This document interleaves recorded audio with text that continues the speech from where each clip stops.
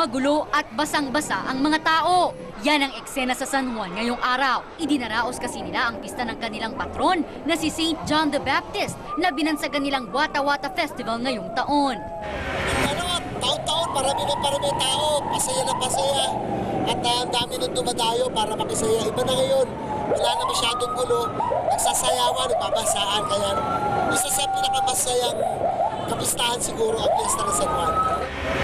Nagkalat sa lansangan ang mga residenteng may bitbit na water guns, tabo, timba, hose at mga basong puno ng tubig. Pati malalaking truck ng bumbero nakisali na rin sa basaan. Walang sinasanto ang mga taga San Juan. Kahit sinong mabanaan, sinasabuyan nila ng tubig. Sa kasagsagan tuloy ng kasiyahan, napikon na ang iba. Gaya na lang ng mga senior citizens na ito na napadaan sa Domingo lula ng isang jeep. Himutok nila, binomba na nga sila ng tubig, kinutongan pa sila.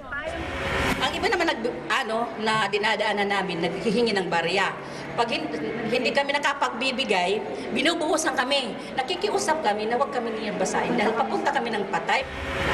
Pati mga higaw at ibang alahas nila, tinangka pa raw tangayin. Buti na lamang at agad silang nakahingi ng tulong sa mga otoridad. Pero panawagan nila sa mga otoridad, disiplinahin ang mga residente na nakikisa sa pista.